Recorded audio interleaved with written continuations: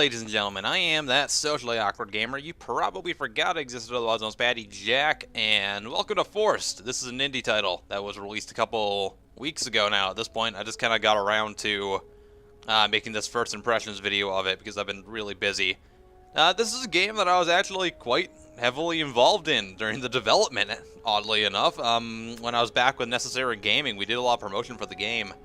Doing like trailers and a couple like gameplay overviews and stuff like that. So they got like 20,000 views a piece, I think. Actually, that's really good for an indie title for a first go. This game was developed by Beta Dwarf Entertainment, who are a fantastic group of guys, by the way. I still talk to them a lot. They actually hooked me up with a couple Steam keys for the game and everything, so that's really cool. But you know, because of that, I am going to mention right now that my opinion does have the opportunity to be biased, so please don't take this video as like a real review.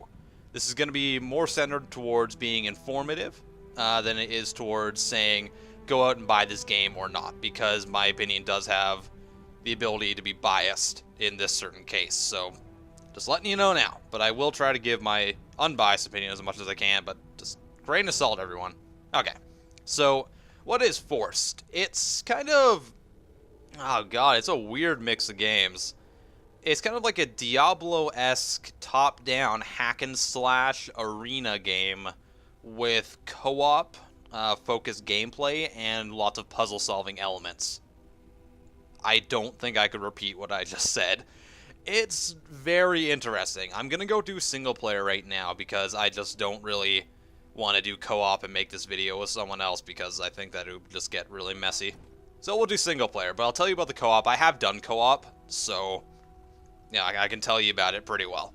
And okay, so video options and stuff are pretty much non-existent. You get a few when, well, actually there is a few. You get just like basic graphic settings. You know, quality goes from like low to high. It's not really that great, but the game is kind of designed to run off potato. So it's not really a big deal. So like I'm getting well over 200 frames already. I know in the game I get at least over 100 running like a GTX 680. So you know, that's all fine. You can bind it to the controller or the keyboard. I have personally had some problems with binding it to the controller. Like when I did it, you have to like go through and actually like press all the buttons on the controller. I did all that, but then when I went into the game, it's like only 2 of the buttons were actually working. So I don't know if that was the controller I have, because I have kind of like it's a different type of Xbox controller. It's still made by Microsoft, but it's different. I don't really know where it came from because it was my roommates at one point. So what I've heard from other people though is it works with regular Xbox controllers, so you should be fine with that and with any other controller you have. I have no idea if my problem is widespread or not, so I'm just letting you know right now. So we're going to stick with the mouse and keyboard. I've heard that the controller's better, but, you know. Alright. And for some reason they don't, I don't know, they don't switch over the, like, buttons. They still have A and B, whatever. Oh yeah, this game also has Twitch streaming capabilities, because it's very competitive focused, so I'll get to that in a little bit. Okay, so let's just start the game. Yeah, let's keep going with the campaign. Alright, so what is Forced? Well, like I said, it's a top-down, arena-focused, puzzle-solving, co-op, Diablo-esque hack-and-slash. It's very hard to explain without getting into the game. So, the game is progressed through stages. So you get like all these doors lead you to your level. You go through the level, and you kind of move on. There is a story mode involved with it and everything. And it's basically your general hack-and-slash. You level up your character. You get a choice between various different characters, so I guess I get to choose that when I go into the level, if I recall correctly. And I don't know, a neat, interesting feature about this game is actually this guy here. His name is Balfus, I think. I'm pretty sure it's Balfus. Anyways, he looks like Navi, but he's not nearly as annoying. He's actually a pretty good character. I enjoy him quite a bit because he doesn't try to be like that really overly annoying character like the announcer in, say, God Mode or something like that. He's comedic, but at the same time, he's very much a... Can I go back through this door to the other levels? I don't think I can. That's disappointing. Let's go this way. Because the other levels are easier, so I think it'd be better to show you that. I should be able to. I don't know why I couldn't. Looks like, yeah, I can. That's good. Yeah, I'll show you some of the first levels, because it's just going to be easier to give you the game mechanics and stuff. Yeah, so I like his character and everything, and he also is an integral part of the game, so I'm going to show you that right now. Okay, so here's like the first set of levels. You see these gemstones at the top here? Those are kind of like your stars, so there are like little mini challenges to complete in the level, so things like let's try that again. Things like completing the level within a certain amount of time will get you the first one, or there will be like a little subplot, like destroy this many enemies with one bomb, and then you'll get the other one. And then there might be, I don't know, just something else, like beat the main boss within 8 seconds. So, that's that one. Let's just go into, like, I don't know, second level here. Why not? Yeah, let's do it. I've had a couple problems with actually getting some of those trophies to activate, because I know for a fact I've completed some of them. It's told me during the level that I did, but it doesn't award me with the stars afterwards, so I don't know. Alright, so basically this is like the pre-level screen where you get to choose your class. I like going with the archer class, just because, I don't know, I enjoy it. I'm also a fan of the rogue class. There's also like a shield class and a big two-handed hammer guy, so it's neat. And you get to level up all your classes as well, so can we... No, I guess we'd be standing in the circle. Okay. Okay, so this is kind of like the level up system in the game. You unlock new abilities as you progress and gain experience, so you can kind of go through levels over and over and over again if you want to grind, or you can try to just like get through the story mode and things like that. So let's see, I've got a few things unlocked so far. I think we're gonna stick with the arc bolt for that one. And is that what I think it is? That's the invisibility. This guy's kind of like a roguey class, so invisibility is pretty useful for him. And the healing arrow totem, that's really useful for co-op, because you can fire a healing arrow that obviously heals, so it's really, really good. Okay. Yeah, let's do that. Make that our Q. Okay, then we get 2 kind of passive abilities as well, so can't remember what these were. Yeah, let's take that one. And what's that?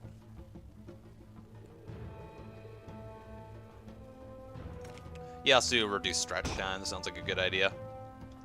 Okay, we're good. So I'm going to show you some of the gameplay, and then I'll move on to like thoughts on co-op and everything like that, and get into more like the competitive aspect of the game.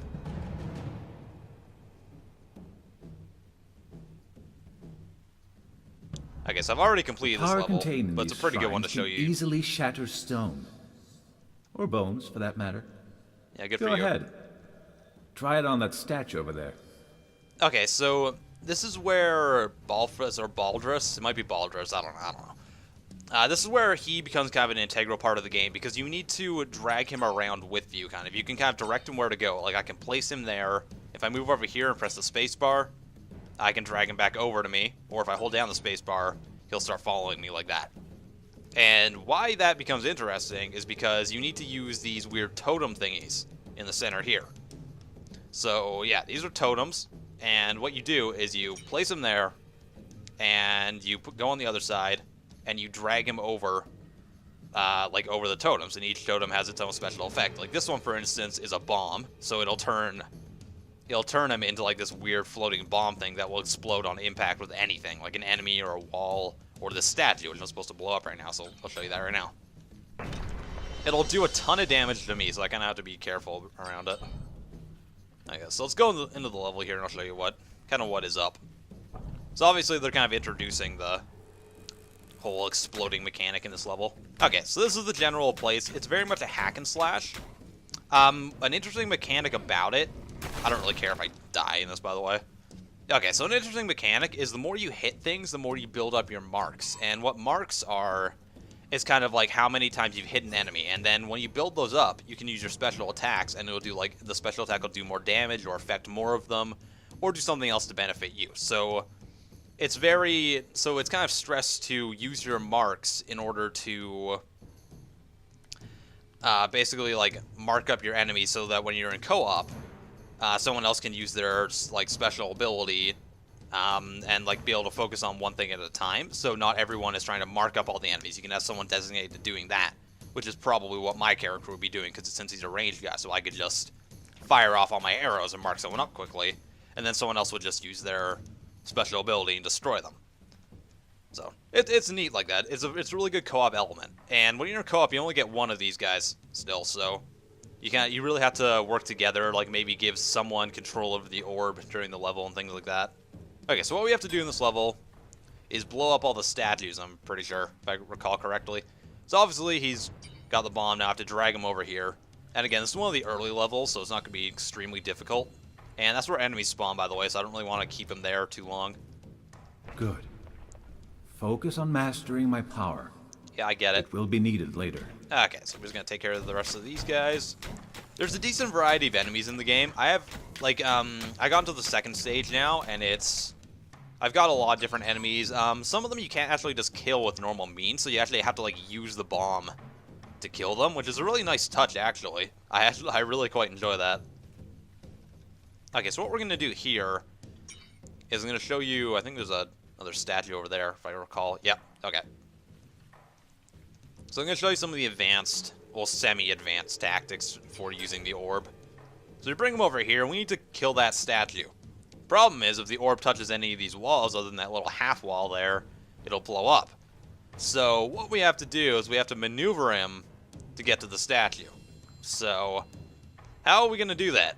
Well, it's easier in co-op, I'll tell you right now. So in co-op, what you'd have someone do is you would have someone stand over here and initially bring the orb towards you. So I'd bring him towards me until he kind of enters into the little area there. And then you'd have your co-op partner standing over, say, like right here. And he'd be waiting until it kind of enters that area, and then what he'd do is he'd press the spacebar and drag the orb over to the statue and blow it up. So that makes it easier in co-op. You can do it in single player, you just have to, it's just kind of a bit more janky. So I'd recommend definitely playing this game in co-op if you can. So okay, let's see if I can do this on the first try. So in single player, you kind of have to just drag him over like this, and then blow it up like that, which worked. It also damaged me. Holy crap. Oh god, and now I'm kind of trapped. That's not good. Sorry, buddies. Getting him away. I like the fact that they actually included ragdoll physics in this game. 38 days to sculpt. A gladiator takes 20-odd years. Guess which one is in short supply? Okay. I don't know. I really like the character of Balfus. It's quite nice. He's quite enjoyable, if I do say so myself. So we're actually going to heal up here. So this is another totem you can drag the orb over. When you do that, it makes this like this healing sphere that you need to stand in the middle of in order to get healed. And obviously it's going down further as you go.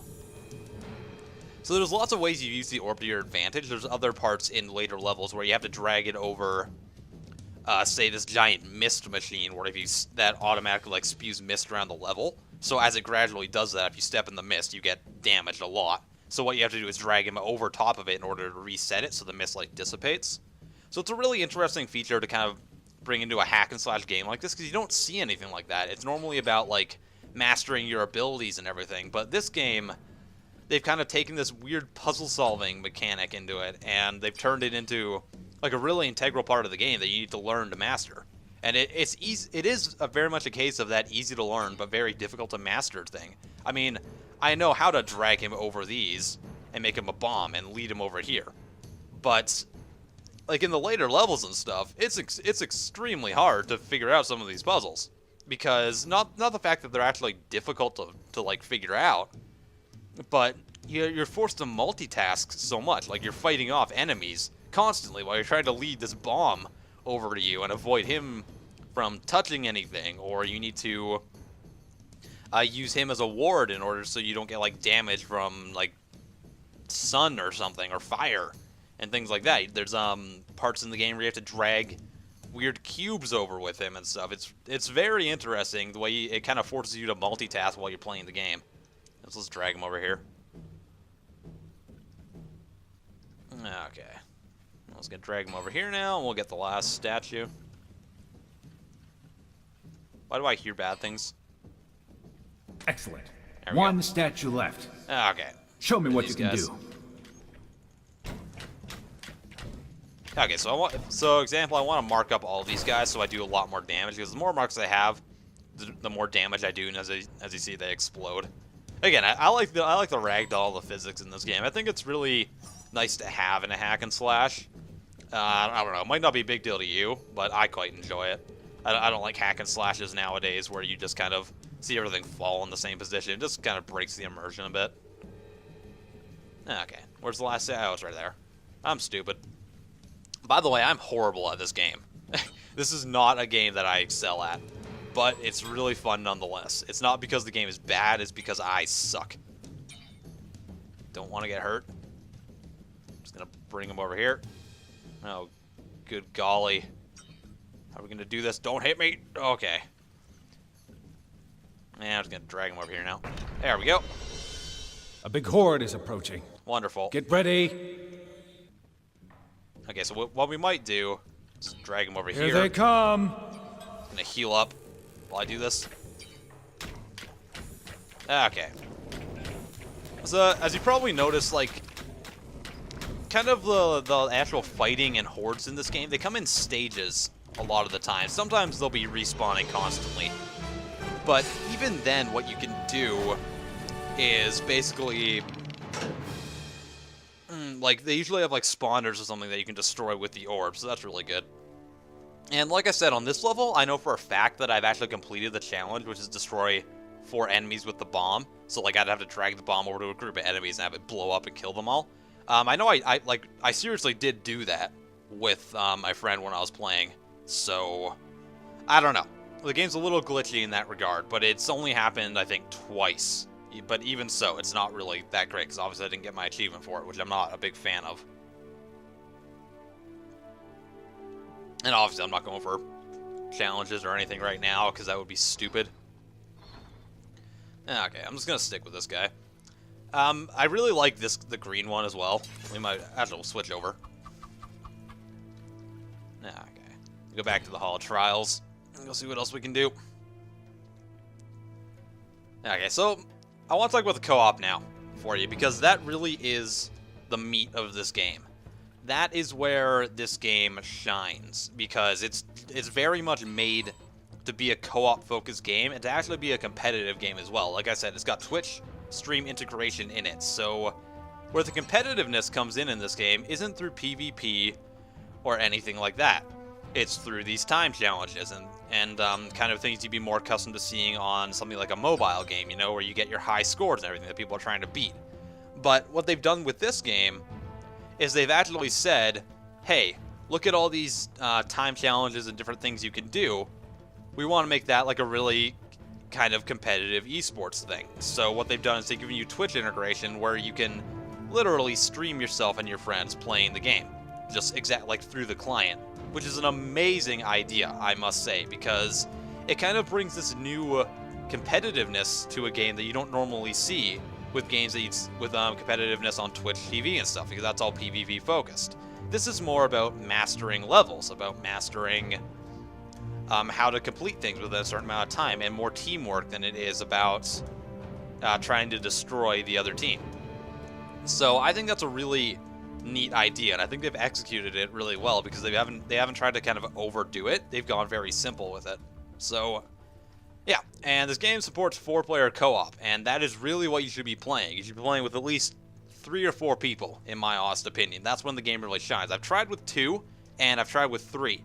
And 3 is just much more entertaining, because you kind of, at that point, you get people into these subclasses. So it's very much, it's just very much more fun, as most of these co-op games are. Like a game like this, you want to be playing with other people, because you can work together, you can overcome obstacles, you can figure things out together, and it's just a lot more enjoyable in general. So if you're going to get this game, very much make sure you have someone else to play it with, because that's when the game really shines. Let's go into one of these later levels here.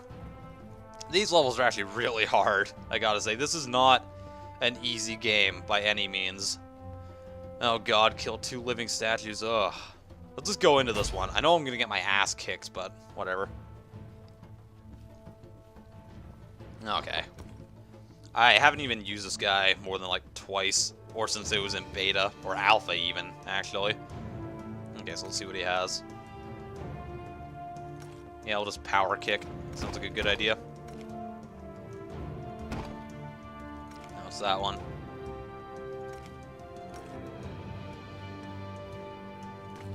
Yeah, I'll take that. I don't know. Sounds like a good idea.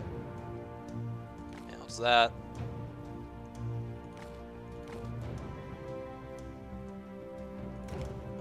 Sure, let's take that, and we'll take... I didn't even read what that was. We're gonna get our asses kicked, doesn't really matter. It was extremely hard to beat this with even 2 people. So I don't know how this is gonna work. There's also a part later in this level where I'm not sure how I beat with 1 person. Okay, so this is another use of the orb. You see this weird white ring around me. In these sand levels, like this stage of the game, basically, if you go outside of the ring, you get sunburnt or a sandstorm hits you or whatever, and you just take damage. So you need to use the orb to stay inside the ring. So you need to get it to follow around with you. You need to position it so you can have everyone get to certain points and while still being safe and things like that. Okay, so I have to stand on this circle thingy. These statues are beyond your powers. Okay. Run! Run as fast as you can! Yeah, so I can't hurt that thing, so I just need to walk away. Jab it! And I just need to kind of take care of these guys. Okay, get out of my face. Get out of my face, please. This statue is going to do a lot of damage to me, so... Okay, so this is a weird crate thingy that I have to drag along with me. Okay. So I can't drag it along, and again, I have to stay within the circle, right? Come on, ow, ow. Statue, not appreciated. That's it. Keep moving. Did I get it stuck? I think Did I get the you're starting to crate get this. stuck? No! Please don't tell me I got the crate there, thank God. Piss off. Ow. He is hurting me. Okay, come on. Get on here. Fuck. Screw off. Okay. As you can see, this is not easy. It's you really have to multitask. Okay, there we go. So I got the gate up and I lost half my health. That's perfect. Actually, I can regain health here. Oh, crap. Okay, so we're just gonna... This guy is also gonna do a lot of damage to me, so... Need to... Oh, God, how do I do this? This is when I wish that was my archer class, because I enjoy him a lot more. Nope, please no. That's a spitter. Thank you, spitter. That's kicked him in the ass, literally.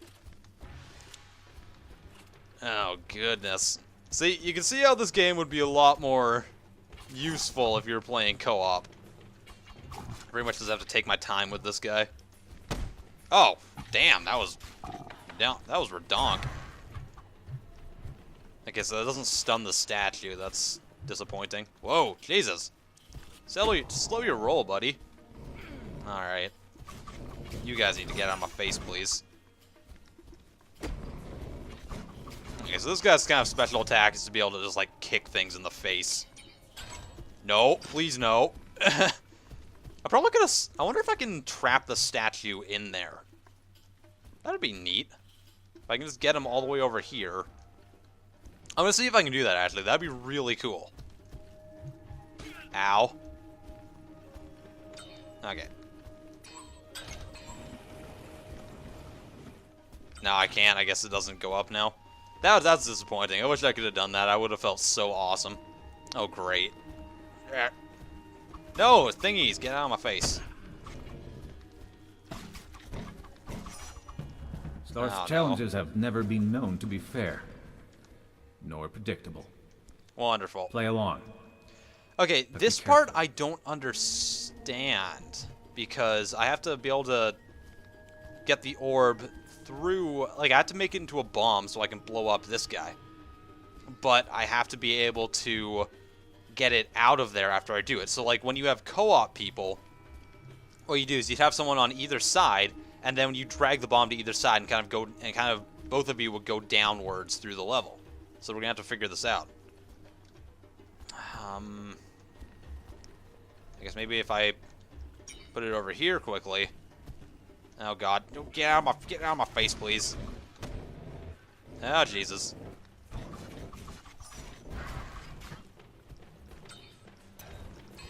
Yeah, see. Oh, I got him. What do you know? I guess it is possible. Hold on. I got to let my friend know I figured it out because he's actually doing a review for this game over on Bagogames.com. So, I got to tell him that I figured it out. Oh god, there's another one. Not liking. Oh god, that thing. Yeah, so there are lots of different types of enemies in this level, or in this game. And they all require different skill sets to beat. Oh, man. Oh, Jesus.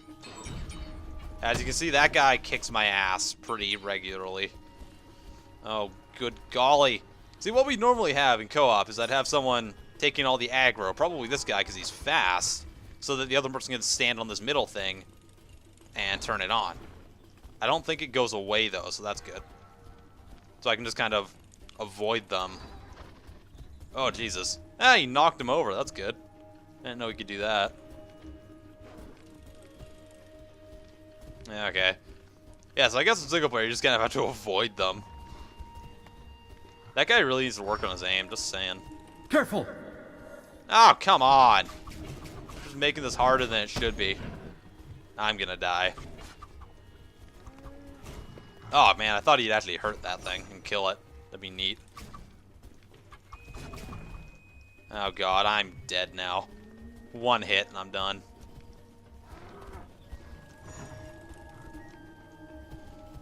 Come on. Oh, man. This is, I don't know where the other guy went either. Oh, God.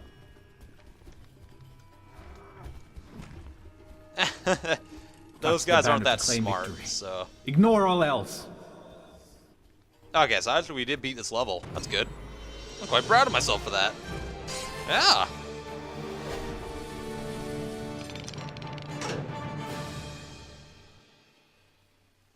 I actually didn't expect to beat that at all. I thought I was going to get my ass kicked. Okay. Let's just head back to the main area quickly. I'm going to take a sip of coffee while I wait. Alright. Ooh, this place is all sandy and stormy now.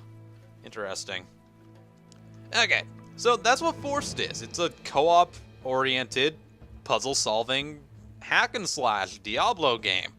I mean, I think I pretty much explained it well when I started this video. Is it fun?